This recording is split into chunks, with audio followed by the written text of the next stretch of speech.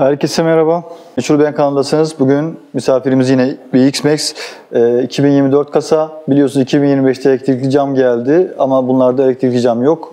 Tur camını yükseltip alçaltmak için bazı vidaları söküp ona göre ayar yapmaz ve böyle bu şekilde sabit kullanmanız gerekiyor. Camı yükseltip alçaltmak bayağı bir sıkıntı. Biz bu yüzden ne yapacağız? Bu yüzden bir aparat aldık ve bu aparatı bugün deneyeceğiz. Yaklaşık 16 santimetre yükselttiğini söylüyor. Biz bunu deneyeceğiz. Eğer dediği gibi 16 santim yükseltiyor mu, yükseltmiyor mu? Kutu açılımını yapacağız.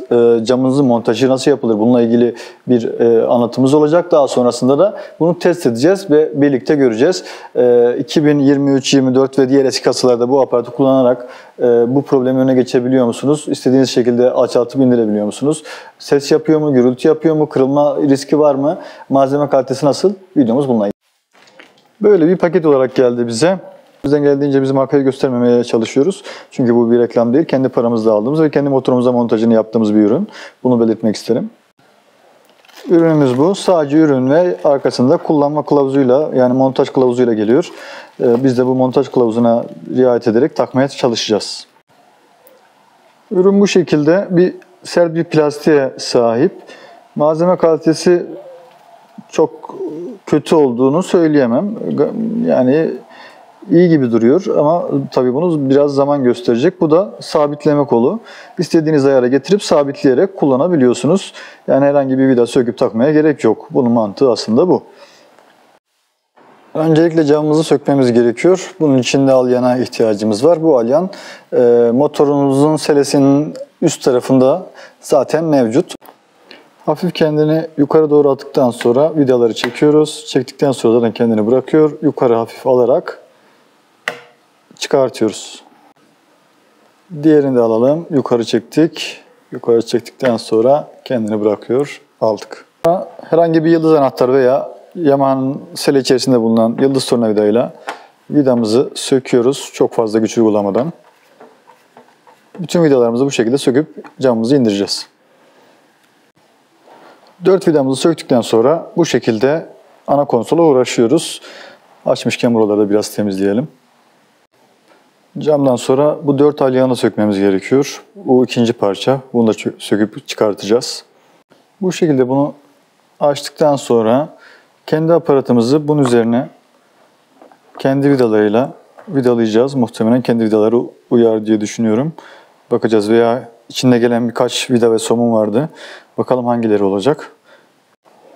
Evet, söktüğümüz kendi orijinal vidalarını bu aparatı bu şekilde koyduktan sonra şöyle uzaktan gösterelim. Bu şekilde koyduktan sonra vidalarını buraya sıkıyoruz. Zaten 4 bölge. Yine 4 tane vidası olacak. 4 vidamızı da çok böyle abartmadan, yarın öbür gün gevşemeyecek şekilde sıkılıkta sıktık. Şu an artık bir sonraki parçayı, yani sondan bir önce çıkarmış olduğumuzu gösterelim. Şu parçayı monte etmemiz gerekiyor buna. Şimdi onu monte edelim. Yeni gelen vidalarla bunu yapacağız. 4 tane vida ve somunu var. 2 tane somun, 4 tane vida. Çünkü 2 tanesinde zaten kendisinden somunlu şunlar. 2 tane somun da buraya kullanacağız. Bu şekilde bu parçayı buraya yerleştireceğiz.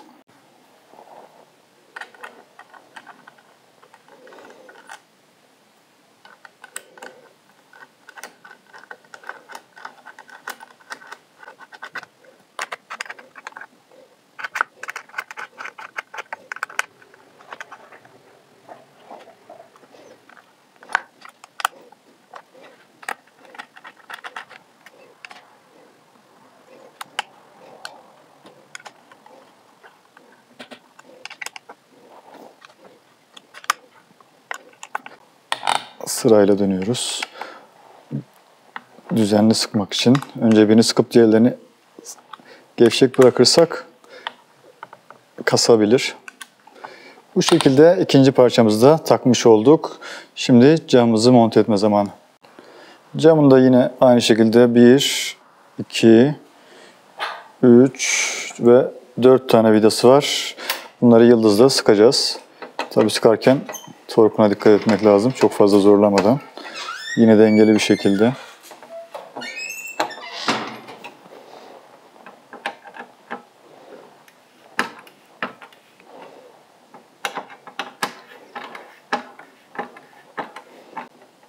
Biraz sallanıyor gibi ama deneyeceğiz. Evet, montajımızı bitirdik. Bu şekilde oldu. Sadece buradan biraz fazla açıldığını söyleyebilirim. Şöyle biraz uzaktan gösterelim. Çok absürt bir çirkinliği yok. Bu şekilde kollu da yukarı çekerek boşa alıyorsunuz. Sonra istediğiniz kademeye getirerek. Şu an en son kademeye getirdik. En son kademede de bu şekilde görünüyor. Ve bu şekilde kilitliyorsunuz. Şimdi deneyeceğiz. İşe yaradı mı bakacağız.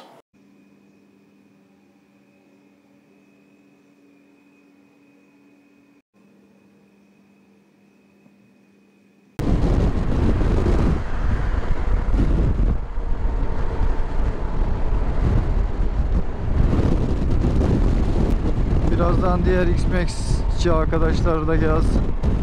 Montajdan sonrasında kaç santim yükselmiş, standarda göre kaç santim daha yukarıda, onu da gösterelim sizlere. Aparatı en yüksek konuma getirdik.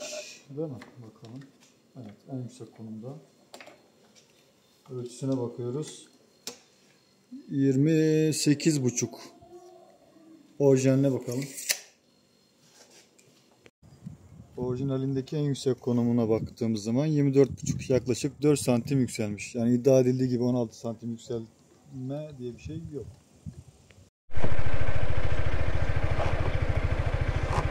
En yükseğe alalım, sabitleyelim ve bir deneyelim. Cam seviyesinin yükseldiğini söyleyebilirim.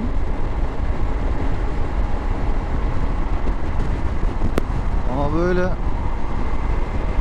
sıfır rüzgar aldığınızı söyleyemem.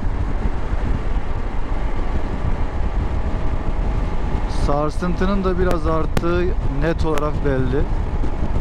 Biraz indirelim.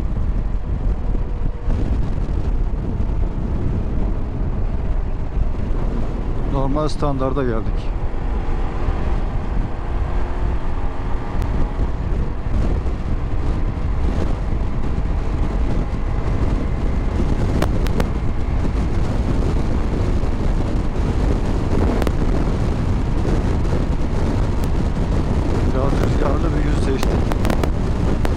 Kafam sallanıyor şu an.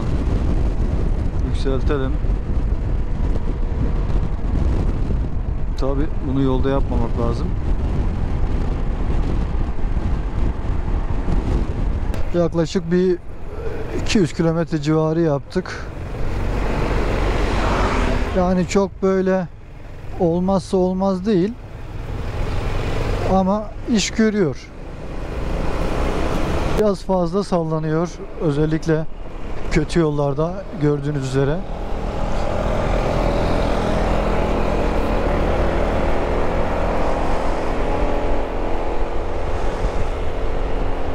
Ama rüzgar sesinde biraz iyileştirme yaptığını söyleyebilirim.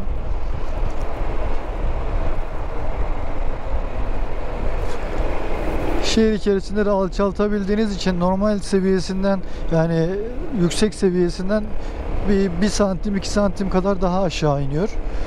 Bu şekilde kullanıyorsunuz. İndirdiğiniz zaman çok fazla sarsıntıya sebebiyet vermiyor. Ama yüksek versiyonda biraz fazla sarsıntılı. İzlediğiniz için teşekkür ederiz. İyi günler dileriz.